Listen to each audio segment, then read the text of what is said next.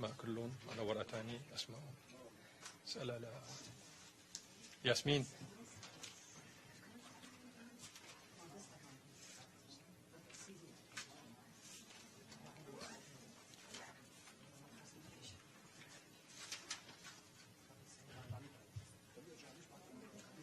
لا تركوا.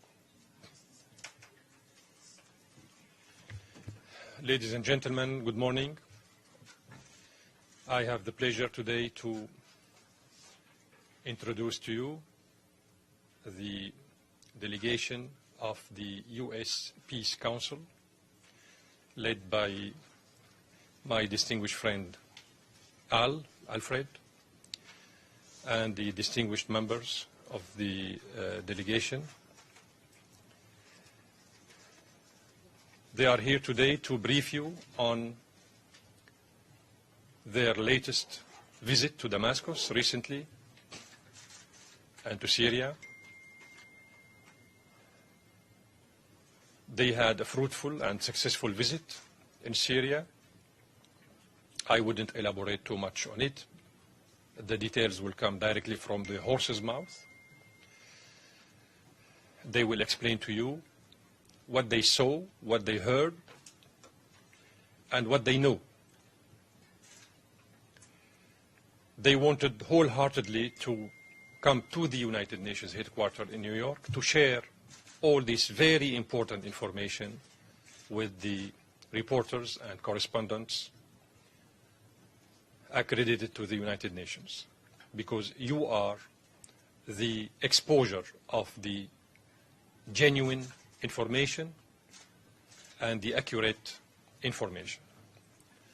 So without any further delay, I would like to introduce to you the members of the delegation. As I said, the head of the delegation is Al. Next to him, Henry. Next to him, Joe. Then we have Dana, and then we have Madeline, and then Dr. Bahman. I think Al will inaugurate the speech. So without any further delay, I give him the floor. Thank you very much.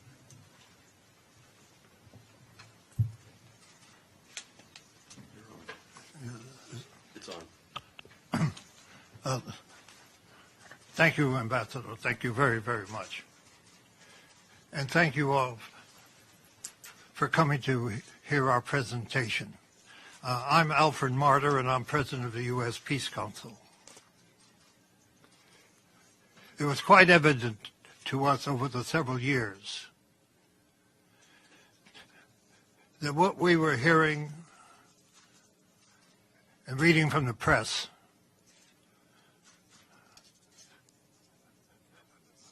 was obviously confusing the American people and the peace movement, the large, vocal anti-war movement that exists in our country. We saw the same pattern of every other invasion, where the leadership of the country was demonized and therefore used as an excuse to intervene in the internal affairs. Our organization, the U.S. Peace Council, is a firm advocate of the United Nations Charter, with deep respect for the sovereignty of all countries. Respecting the rights of the peoples of those countries to determine their own destiny.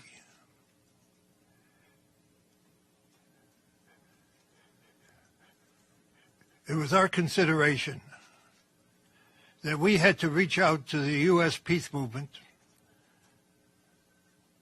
and ask that they participate in a delegation to Syria to see for themselves what existed, to speak to both officials and non-officials, civil society,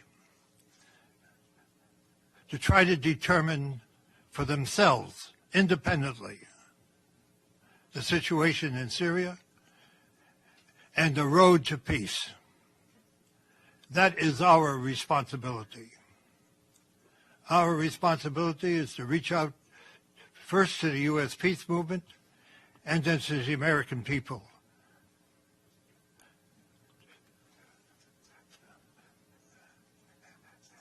The campaign to confuse the American people has been intense. And it is our purpose to try to bring some light, some understanding, which can perhaps lead to the American people demanding an end to the intervention and peace in Syria. We reached out to many peace organizations in our country to try to get a broad delegation to go. I would be less than honest if I did not say that some did not come because they were fearful of going into a war zone. Others demonstrated the confusion that does exist because of reading the propaganda and the barrage of, unfortunately, the media, which gives such a one-sided story. We feel we have that obligation. And it's a tribute to those who went, that they overcame those obstacles and agreed to go, and may I point out, paid their own way to go. So I would like to first introduce the co-leader of the delegation, a member of the Executive Board of the U.S. Peace Council, Dr. Henry Lowenthorf. Thank you, Al. Thank you, Ambassador. Our delegation was co-led by Jerry Condon, who's the Vice President of Veterans for Peace. He's not able to be here. He's active right now in Seattle, Washington, where he lives, in that area. Two other members of the delegation are unable to be here. Judy Bellow, who lives in Rochester, and Vanessa Beeley, who is an independent journalist who has returned to Syria to report directly what she is seeing as she investigates further the truth of what's happening in Syria. I think what Alfred said is so true. We are fighting a mass of propaganda that has demonized the Syrian government, demonized its leaders, an effort that precedes every other intervention that the United States has made over the course of many, many decades in order to convince people that it's okay for, quote-unquote, humanitarian reasons to overthrow a government and to replace it with whatever. The United States prefers a government that is not independent, that is a willing participant in what the whatever U.S. policy is. So what we saw in Damascus and what we saw in the two villages we visited outside Damascus belies the propaganda that has overwhelmed us. It's hard. It's hard for even those of us who have been in the peace movement for a long time. It's hard for us to ignore this propaganda. It is so well orchestrated. We spoke to members of industry, the Chamber of Industry. We spoke to leaders in the student union, the National Student Union. We spoke with NGOs that are involved in taking care of the orphans of those who have died in this war on both sides. They don't discriminate. Orphans are orphans. Whatever side they were fighting on, these young people have to be taken care of. We spoke with an NGO that trains women who don't have a skill in sewing because they lost the breadwinner in their family. We spoke to an NGO where they're trying to deal with reconciliation and trying to make sure that supplies get to those areas of the country that are under the control of the terrorists, the mercenaries.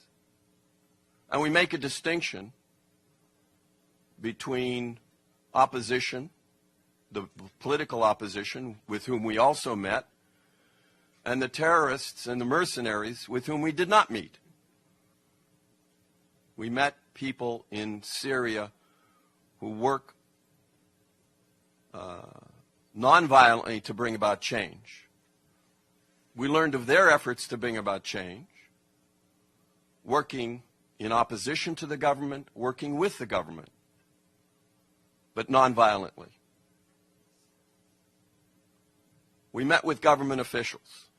We met with the Minister of Administration. We met with the Ministry of Health. We met with the Minister of Reconciliation. A whole approach to bringing back those Syrians who have, for one reason or another, joined the mercenaries and the terrorists. And my fellow delegates will speak, I think, about some of the details of these. But I want to give you just an overview of whom we met with. We saw for ourselves the damage that was done to the university. Even while we were there, a shell fell into the School of Architecture, killing students and faculty. And the students themselves were rebuilding the damage. We saw villages that are basically Christian villages that have been besieged by the terrorists but have now been liberated. And the damage done to a shrine in a village called Malula, which is a village where they still speak Aramaic, the language of Jesus, and the attacks on the Christian population.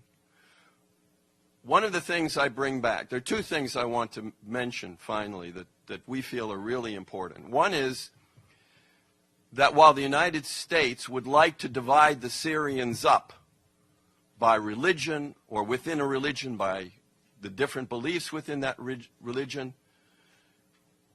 there wasn't a Syrian we talked to who would accept that. We spoke to the Grand Mufti, and he said, people ask me how many Muslims there are in Syria, and his response is always 23 million. That's the population of Syria. And when we talked to the bishop of one of the Orthodox churches, he answered the same thing. The number of Christians is 23 million. We will not allow ourselves to be divided up the way the United States has divided up the people of Iraq or Libya or Afghanistan or so many other countries. We won't allow that. And that unity, I believe, has led to the ability of the Syrians to withstand an invasion by the most powerful country in the world and its most powerful allies in Europe, its most powerful allies in the Middle East, with what is a vicious attack on the Syrian people. The second is the sanctions. I have to admit that I did not know before I went that the United States has imposed sanctions on Syria in a way that's similar to the sanctions that the United States imposed on Iraq in the 1990s in order to weaken that country and that government that the United States admits killed 500,000 children in Iraq during the 1990s sanctions. That set of sanctions means that the Syrian people cannot get medicines that they desperately need. They cannot get factory parts that they need to maintain their economy. They can't get infant formula and many other things. Their students cannot go abroad. Their lawyers are separated from the rest of the international legal system because of those sanctions. These sanctions are not reported in the U.S. media, to my knowledge, and we need to know about them. Another way to weaken, these sanctions are another way to weaken the Syrian government and the Syrian state. So that's my overview. I would like to ask my fellow delegates to add what they want to this. We have representation from different peace organizations and peace movements within the United States. We tried to make it as broad, as Al Martyr said, as broad a delegation as we could. So maybe Madeline, you would like to, sorry.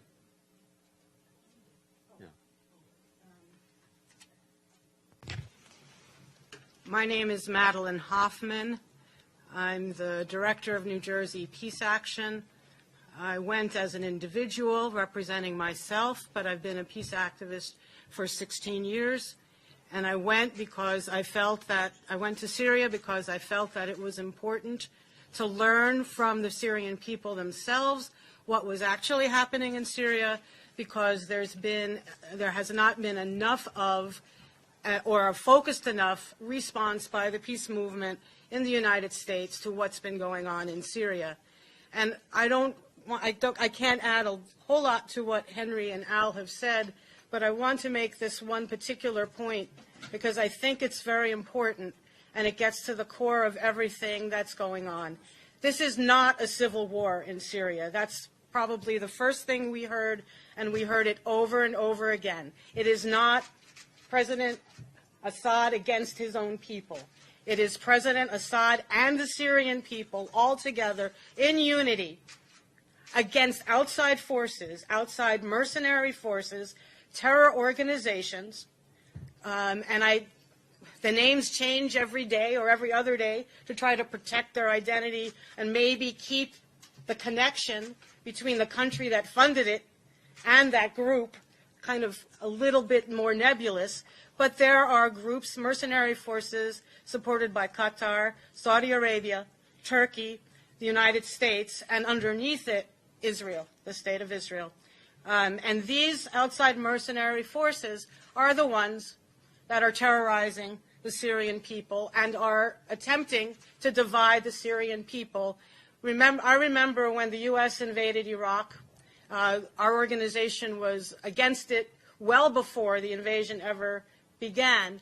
But once the invasion was over and the United States was setting up a government, we talked to many Iraqis who said, we're not Sunni and Shia, we're not Sunni, Shia, and Kurds, but the United States is trying to divide us that way. And we got exactly the same message when we were in Syria. We are Syrians, as Henry said before, whether you're Christian, Muslim, or other, you're Syrian, and that's one of the things that's enabled the Assad government to withstand 5+ years of this kind of outside attack.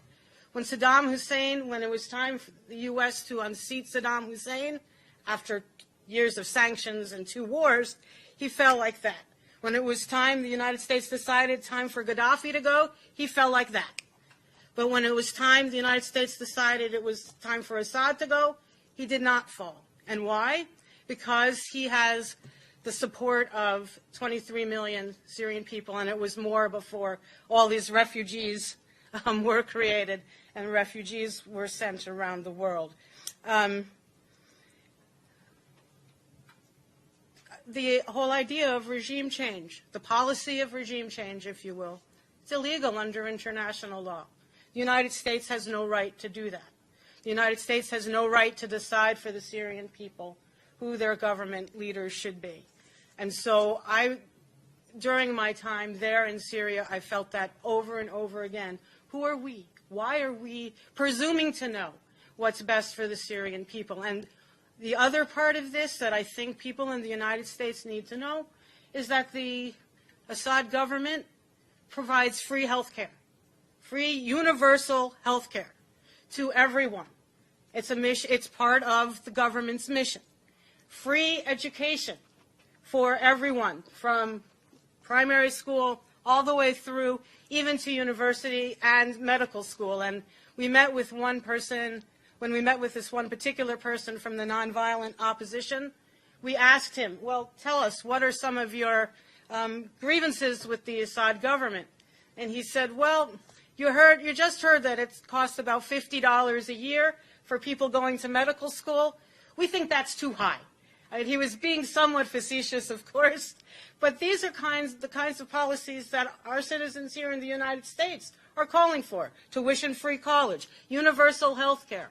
So the Assad regime, the Assad government, is in the business of doing this and providing this to the people. And without a doubt, even the nonviolent opposition parties who had issue with issues of democracy or corruption prior to 2011, everyone has thrown themselves in behind the Assad government, because that's the best hope, the best bet for the Syrian people. And so lastly, I think I want to echo what Henry said, that to a person, people asked that the sanctions be lifted, because those sanctions, while we were there, somebody came and said a certain pharmaceutical company, which name I forget at the moment, was refusing to send childhood immunizations from the United States to Syria, causing great harm to Syrian people. It's not how this country or any country should act within the world community. So the sanctions, as we've learned many times, do not hurt the governments they're intended to hurt. They hurt the people, and so they need to be lifted. We also heard that the border between Turkey and Syria needs to be closed so that this pipeline of trained groups, terror groups, is blocked, and no more of those groups get into Syria. And finally, and this is where we come in as the United States, that the United States needs to stop supporting some of those outside terror groups. All the support for the outside terror groups needs to be withdrawn and allow the Syrians to fend for themselves. The Syrian Arab Army is fighting for its life and fighting for the life of Syria. And we need, as a country, to acknowledge our role, what we are doing to cause harm and destruction to the Syrian people, and we need to stop it, and we need to stop it now. And that's why one of the reasons, one of the things I'll be saying over and over again since my return from Syria. So, that's me. Donna. Did Donna want to speak first? Bauman, do you want to say something? No. Donna wanted to speak. Okay. My name is Donna Nassor. I have been a human rights and peace activist for as long as I can remember. I'm not going to tell you how many years, because then you'll know how old I am. I was honored to be asked to be part of this delegation, and I am grateful that I had the opportunity to go and see for myself, to sit face to face with the Syrian people, to share this time with this delegation so that we can all work together, coming back in cooperation to try to bring the message and the truth back to the United States. As an American citizen, it is shameful for me to admit what my government is doing in the sovereign country of Syria. We have no right to impose these illegal sanctions. In fact, these sanctions, allegedly, the government says are against the government of Syria. But in fact, it's against the people, civil society, people who are attempting to maintain the infrastructure, the health care, the safety of all Syrian people. One of the things that stood out to me is not only the lack of medication and the fact that Syrian children are dying because they can't get chemotherapy meds into the country because of the illegal sanctions that the U.S. and the West has imposed. Also, they're not allowing parts and material to get to businesses who are trying to maintain. And they're trying to maintain for more than one reason, and not just to continue to make money, but to employ people. Because when people have no way to earn a living, they become desperate. And we know that some of the Syrian people who may have chosen to join the terrorists, mostly for economic reasons, because they couldn't earn a living. And their benefactors, the U.S. and all the others who are collaborating together to fund this terrorism, are paying people very well to participate in this illegal activity against the Syrian people. So there are so many ways, subtle ways, that the U.S. sanctions are affecting the Syrians. And when we spoke to the business people, they mentioned to us, we're desperately trying to stay in business. We're desperately trying to keep our people employed so they don't become desperate and they don't then feel like they have no other choice. Something else that's very important is we did have the opportunity to speak with civil society, not just all of the official organizations. And we met with people who have witnessed and lived through and shared their experiences with the mercenaries and explained unspeakable things. And I'm not going to go into detail about what those were. But it was very difficult to sit in the presence of someone whose child was assassinated, whose niece was kidnapped and is still missing, whose daughter was raped, kidnapped, raped, and then sent back, male and female rapes we heard about. So this is what the U.S. is financing. This is what the U.S. is backing. And this is not okay. And as an American citizen, beyond being a peace and human rights activist, I will not be silent about what I learned.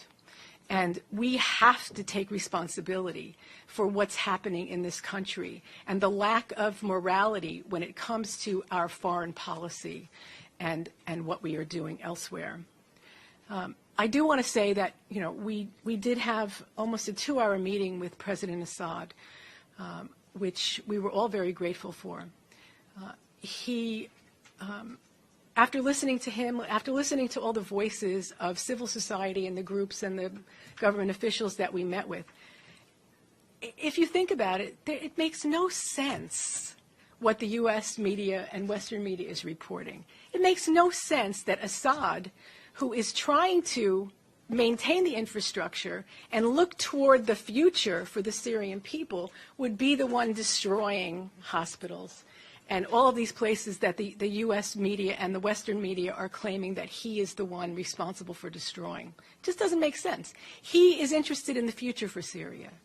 He told us flat out, you know, when this is over with, we can have another election. If they don't want me, they don't want me. That's fine. But for now, I've been elected to lead this country, and that is what I will do. The last piece that I want to talk about is, you know, having been a student and scholar of restorative and transitional justice for many years, I was really very, very impressed and excited about the fact that they have a ministry of reconciliation, that even in the middle of the trauma that the Syrian people are involved in at this point, they are looking towards the future and they're dealing with people in a restorative and healing way already. So if someone has joined if some Syrian citizen has joined the mercenaries, they're literally going, and if they put down their arms, they are welcomed back into Syrian society. And they're fed, and their families are fed, and restorative justice techniques are being used so that you don't have a group of Syrians now who are feeling outside of society.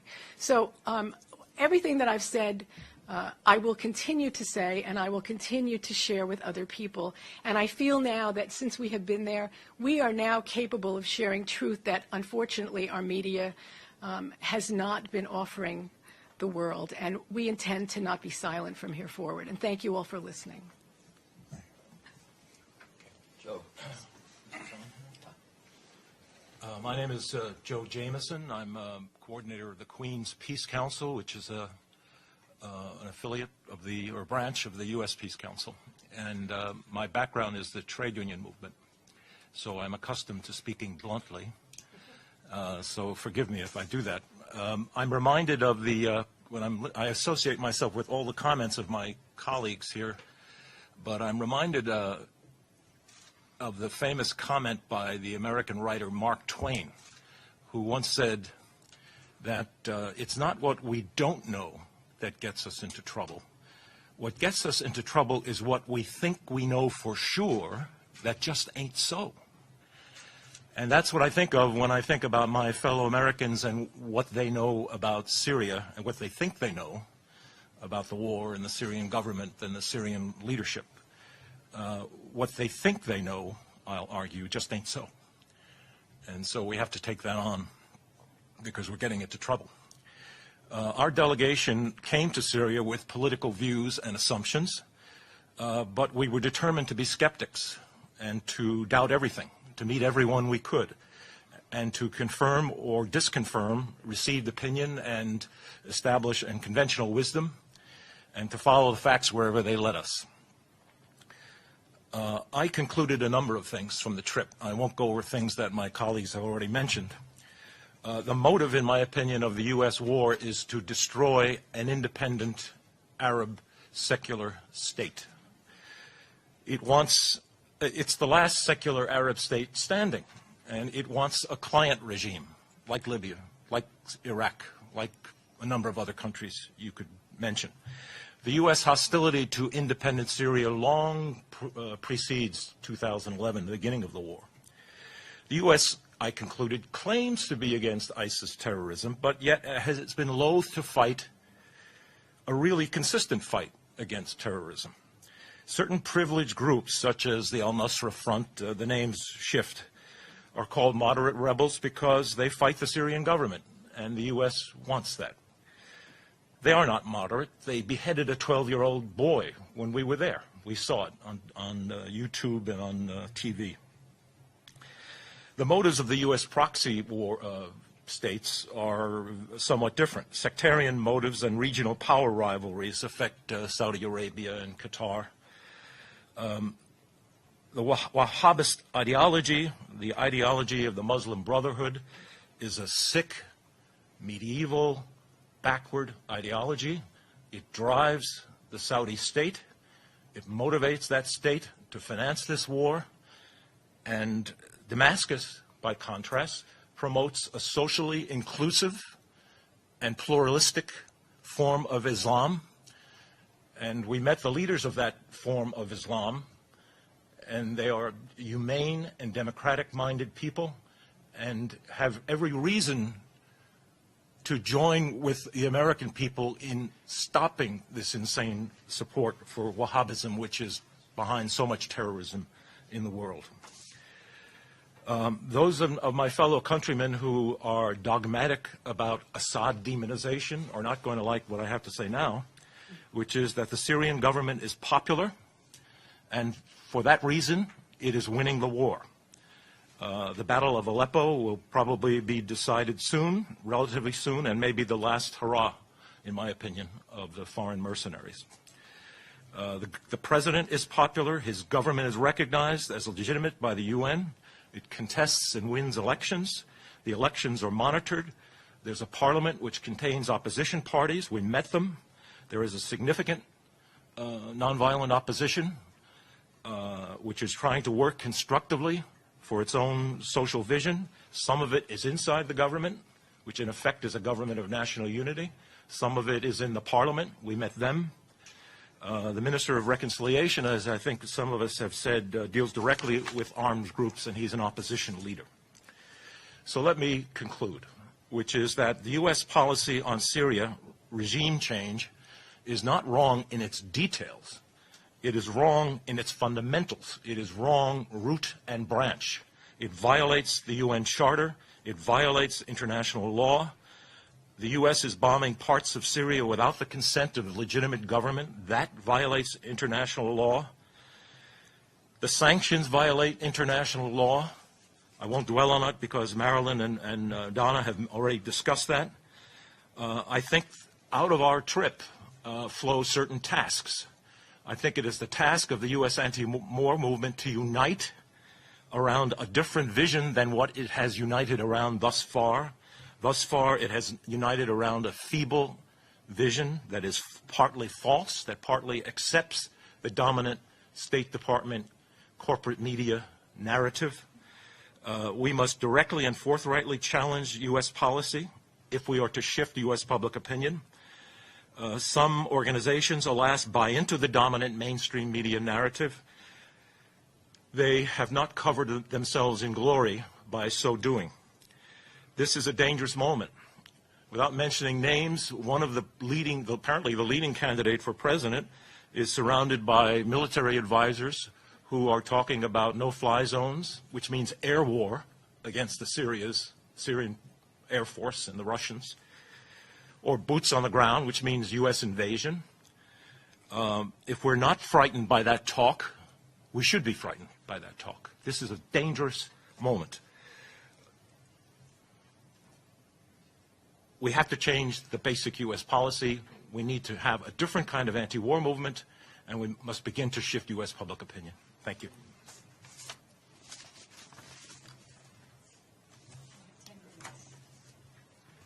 There may be some questions. There may be some questions. Please. Please. Hi, good afternoon, or good morning, rather. Luke Vargas with Talk Media News. A question for Mr. Martyr to begin. You said that the media is giving a one-sided story of Syria, a one-sided presentation. When you are not invited to Syria to look at Damascus, where do you receive your information about what's happening in Syria? To what outlets do you turn? And a question for Mr. Lohendorf. You mentioned that, I believe this is sort of partly a quote, but that what you saw in Syria, and rather in the capital, belies the well-orchestrated propaganda about Syria. That would seem a bit like saying you visited Middle America because you've seen Manhattan. Do you believe a visit to Homs or Aleppo or other cities around the country would enable you to speak more about the situation across the country as a whole? He asked, what information, how do you get information when you don't go to Syria? Where do you get information? Well, those of us who are in the peace movement have to read the same press that everybody else reads and tries to determine the issues. I just want to add to what I said before. I don't know if people realize that for the last 8 years, every day the U.S. has been involved in wars. Every single day of the Obama administration has been devoted to war. And if you compared the media approach, the U.S. State Department approach to Syria, there's a familiarity. It's Noriega, it's Hussein, it's Gaddafi, one after another, in order to convince the American people that we have the moral responsibility to intervene. And unfortunately, this institution plays along.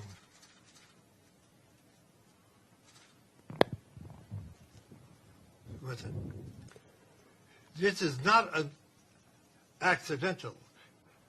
This has confused some of my dearest allies and friends who have said, just like they said about the others, how can you trust them? Without looking at the major issue, what right do we have to intervene in this sovereign responsibility of a people? We're hoping to go back to our friends and allies in the U.S. peace movement and say, we don't have to agree on Assad. We don't have to agree on the government. What we have to agree on is that the sovereign right of a people to determine their own destiny. Period. That the media has played a nefarious role It's confused people who have spent their entire lives fighting against war and the struggle for peace. Wait a minute. I have to answer his second part, if that's okay. Well, we've waited through 50 minutes of your commentary, and that leaves us 10 minutes to ask questions. So if you really want the media to understand what's going on, you need to hear from the media. But he asked a second question, so I'm answering his question, if you don't mind. But there are other I'll be people. brief, yes, Okay, and then we'll take you. So you asked, okay, so we saw 5 days, 6 days of Syria. How do we know the truth? We only know what we saw, and what we saw goes against everything that we read in the United States. What we do right now, here today, is urge you to stop listening to the people that the U.S. government brings out from the Muslim Brotherhood and from ISIS and all the other terrorist organizations. Stop listening to them and go to Syria. The president of Syria said, bring delegations. See for yourself. That's the answer. What we saw is what we're reporting. If you don't have to trust us, but at least accept that there's another picture. I'll take your question, please.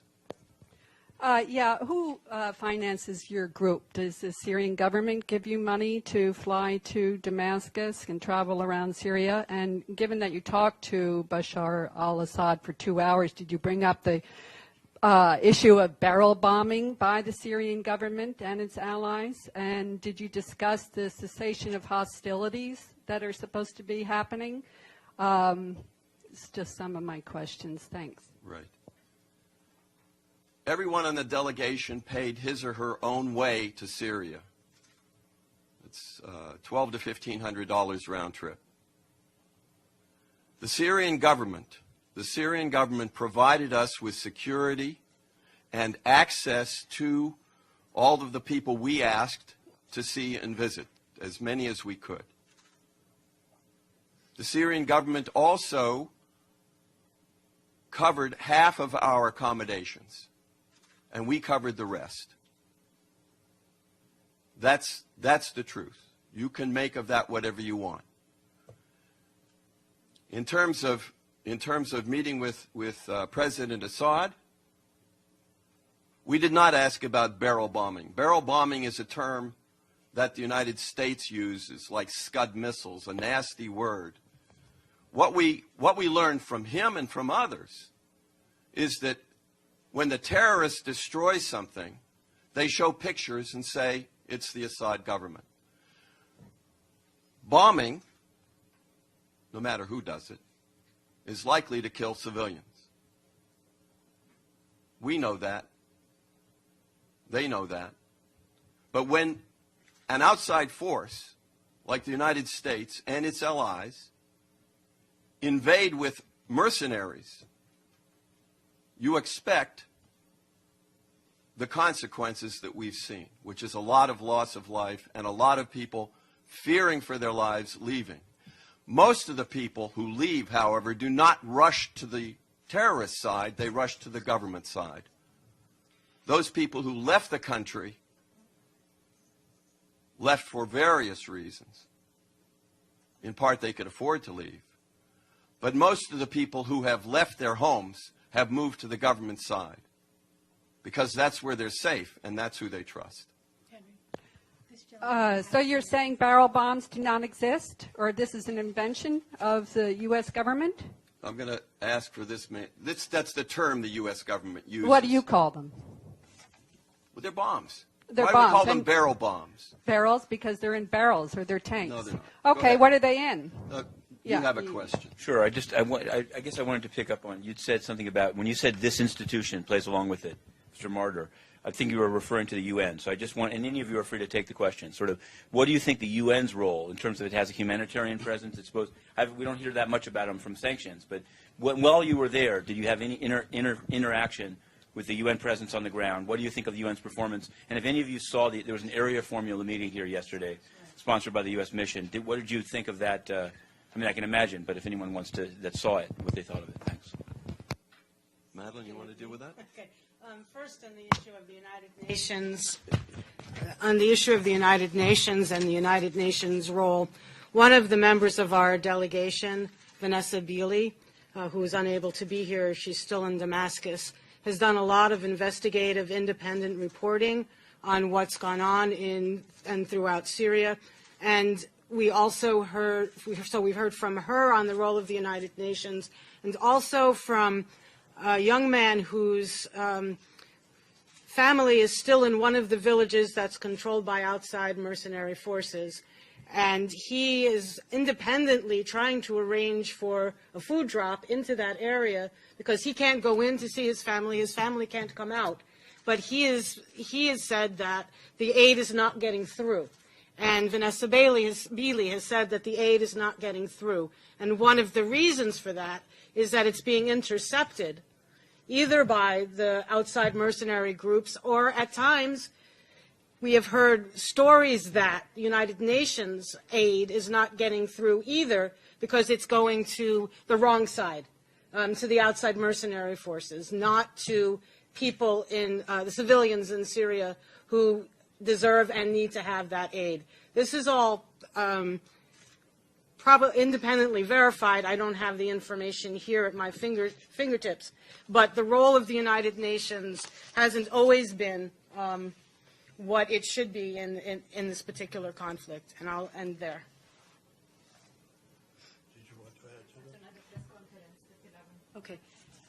The only thing I did want to say quickly is that I recommend that there are two independent journalists on the ground in Damascus, Vanessa Beeley, Beeley, and Ava Bartlett. Ava's Canadian, Vanessa is from the UK. And they're still there right now, and they're writing, they're visiting locales, and they're reporting on the ground, talking to people, collecting the voices of Syrians. And I recommend that you find them. They're both on Facebook, and then you can look up the articles that they've written because they've been published. Thank you.